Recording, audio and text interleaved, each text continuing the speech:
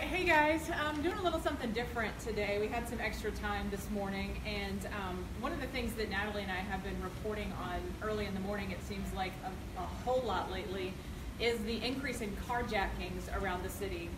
We were actually talking that in 2017, last year, the number just skyrocketed, almost 1,000 reported in Chicago and the surrounding areas. And that's alarming a lot of people, both who live here and also visitors who are taking in our city as well. Today, I'm glad to have Peter Honigman in with me this morning. And he's a self-defense instructor and also an attorney from one of the north suburbs. And he's going to take us through sort of what this crime trend has been showing and what we can do to protect ourselves. So we thank you guys for tuning in. We think this is very useful information. So, share it. Tell your friends, especially female friends, because there's some things that you can be on the lookout for and things you can do to protect yourself. Peter, I want to start with just the trend itself. These numbers are very, very alarming, and it's not just in the city. Correct. I mean, this is everywhere this is happening. Yes, absolutely. So it's we looked at just the numbers for Chicago, like you said, they've gone up. They were going down from 2007 to 2014, and all of a sudden they just tripled. There's no real good reason given why this is happening. The police seem to attribute it to a lot of gang activity, but then again, we don't really know exactly what's driving it. We often report on the gun violence on the south and the west sides. These carjackings, though, are happening everywhere. And you mentioned the gang members. They're doing this not because they want your ride for themselves, for their own recreational leisure purposes. They're doing this to commit other crimes. Generally, that's true. I mean, there's a lot of reasons. They either want to take your car and sell it for parts, or they're going to use it to commit another crime so they can dump that car. Yeah, we're seeing them pop up in drive-by shootings, armed robberies, because it can't be traced back to them, obviously. One of the other crimes that we've seen a lot of, especially over the summer, was the bump and runs. Yes. Describe for people what this is. So basically, you're driving down the street, someone's either in front of you or behind you, and they create a minor fender bender so that you will get out, and then when you're out examining the damage, they jump in your car and take your car. It's your first instinct. I mean, Exactly. You're going to check the damage, see if there's going to be an insurance claim in there. You don't think about it. You leave your keys in the car. So let's start there. I mean, what can people do to protect themselves? Besides the obvious, don't get out of the car with your keys in. Well, that is a tough situation because, like you said, you want to get out and check the damage of the vehicle, make sure the driver's okay. But if it's a minor fender bender and you pull over, the first thing you want to do is be looking at the people in the other car. Are they acting strange? Is there something about the situation that's making you uncomfortable? If it is, then what you need to do is either go somewhere else where you're going to be safe. Police department, fire station, even a well-lit gas station, so you can get out there and then hopefully talk to the person. If it's an actual car accident and the person's legitimate, then it shouldn't be an issue. I'm assuming that if you drive off to the police station, they're going to take off. Their intention is to steal your car. So that's how these bump and runs work. But let's go back to just your typical carjacking. When I think of that, I think, I'm sitting in a parking lot or I'm sitting in a light somewhere and someone comes up, taps on my window with a gun or something and tells me to get out. Is that what we're seeing? Yes, they're kind of two categories. So the one is where you're sitting parked in a parking lot or a parking structure, working on your phone or just doing some work. And the other one is where you're driving and you stop at a stoplight or a stop sign. And again, you're not necessarily paying attention and then usually work in pairs. So one will come up and get your attention on one side, and then when you're not looking at the other, they're going to open the door, grab you, pull you out of the car. So really, it's about situational awareness, always trying to pay attention to what's going on around you, that you can see this is what's unfolding. I've done enough reporting in my days to know that police will tell you if this happens to you, and if you do become a victim of a carjacking, let them have it. Don't fight back. You're going to show us some self-defense techniques, but in that moment, what is your advice to someone? Well, I would have to agree.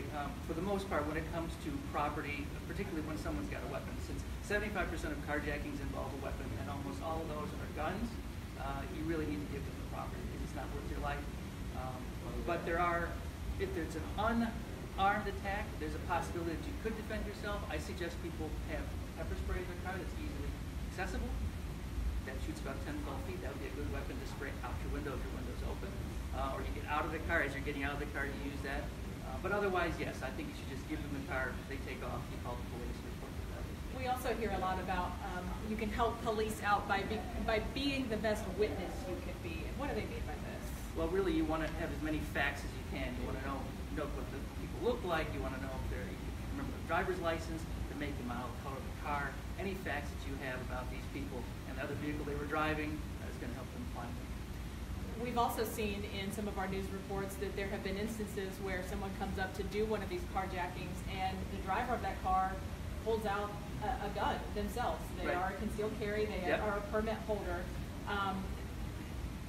I took the concealed carry class, Okay. and I know that they tell you one of the things is, is obviously better to be prepared and to not have to use it. Right. And even if you do use it and you have that card in your possession, there still could be consequences, and you still may have to go through the legal system Absolutely. because of it.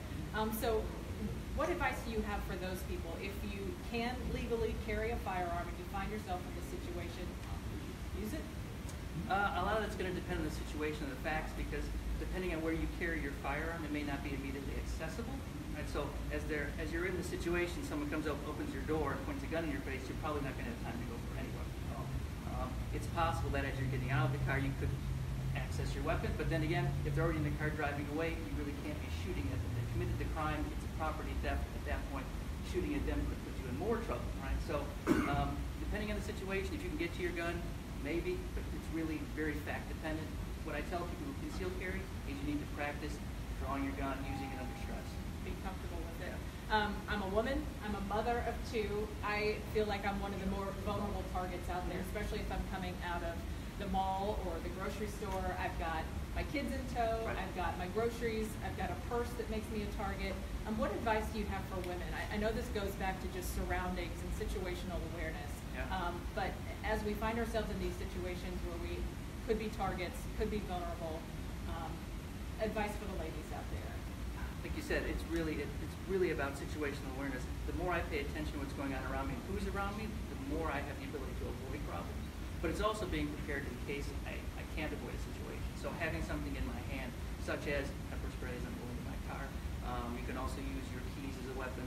So having something, even your cell phone, sturdy cell phone can be used as a bludgeon to hit people with. So being prepared, having studied some basic self-defense techniques would help a lot. Okay, let's start there then with Okay. some of the techniques that you're going to show us. And do you have some props you I want do to have a couple Okay. things here. If you guys have any questions, once this is over with, I'll go through and see if there are any that we can ask Peter while we've got them. But let's keep moving on with what he's here to show us.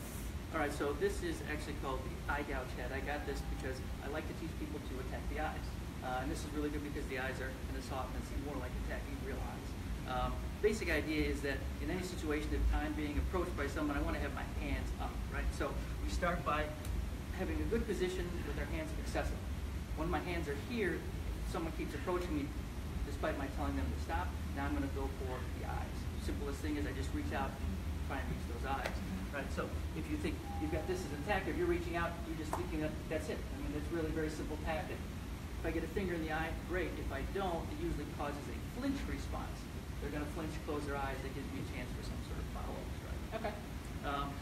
Also, if I'm in close and someone gets a hold of me, now I'm probably going to want to do more damage to the eyes and just kind of do this. So what I teach people is to take a thumb and then just to jam it in the eye. One or both hands, depending on what's free. If I have a wrist grab, I might just go ahead and stick a thumb really deep into his eye. Yep. So you're just grabbing and... That's it. Okay. And if you have both hands free, then I just put both and dig those thumbs in deep. So Okay. causes usually immediate pain. Another strike that I like is just using the base of the palm. We don't like to punch because it's hard to do and injure my own hand. But the base of the palm is a good strike right to the middle of the face. So, We good on time? You all right? Okay. So right to the center of that hand, you do with that. Exactly.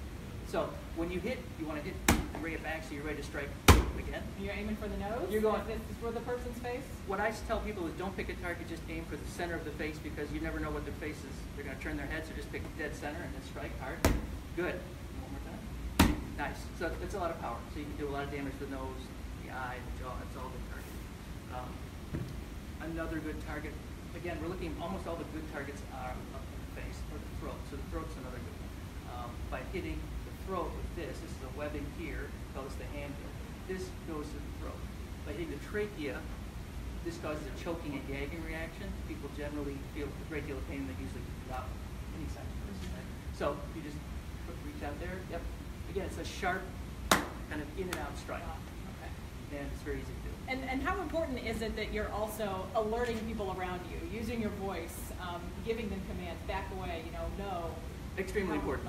Okay. You want to be telling people to get away so that they have a visual signal. Obviously, my hands are up telling people to stop. I'm telling them to stop and get back so they hear me, as well as drawing attention to myself. So hopefully people will either come or call the police. Criminals don't want to get caught. They don't want to get hurt. So you want to be fighting back 100%. You want to be making as much noise as possible to drive them off. And again, it's so much to think about when you're in the moment, but going back to being a good witness, what can you tell police about what the offender was wearing, what color his hair was, tattoos, tattoos, the shoes, all important information. I know that you teach a self-defense class. Do you want to let people know where they can find more information on that? You can go to bestdefenseconcepts.com. I teach seminars and private instruction. Awesome. Well, I hope that you guys have found this important and newsworthy, and I'm going to, as I switch this around here, let's see if we have any questions from people. Let's see. What about ladies and nails? Using those to your... Nails are great. I think they're going to cause a lot of pain, really going to work on the eyes really well. They're also a good DNA collector. You're going to have that DNA under your fingernails so you can identify them that way. Okay, let's see if we've got any questions here. We appreciate you guys joining us. Looks like a lot of people are just saying hi. People can conceal carry, and when that carjacking starts to happen, they can simply place a few holes in the carjacker and problem solved. Easier said than done, yes. Right? Yeah. Concealed carry, yes, I am a big advocate of concealed carry, whether you choose to carry it or not. At least you're armed with that information, you have the option. And if you do decide to take one with you. Best places to aim are the eyes, throat, crotch, and shins. Would you agree with that, Peter? Okay. All right. How to best avoid being approached in the first place? Actually, an interesting question from Gerald. What about some people makes them a better target? Again, it's really about situational awareness. If I'm not looking around and I'm just staring at my phone or my book or whatever it is, people are going to notice that you're not paying attention. It makes you an easy target. So if you're paying attention, I'm aware, you're not an easy target, they're going to pick somebody else. So common. I mean, I think we could probably show you out here right now, those people that just crossed Michigan Avenue, but so many times you're crossing a busy street and someone's got their face buried in their phone. Yes. They're sitting at a light with their face buried in the phone, adjusting the radio. Again, just knowing your surroundings could prevent you from being a victim. Well, Peter, thank you for coming in and showing us some of your techniques. I hope that you guys will take advantage of this and check out. I'm going to link his Facebook page into this as well so that you can check out his place. And if you know someone who would be a good candidate to work with him on some self-defense techniques, be sure to look it up. Peter, thanks for coming in. Thank you very much.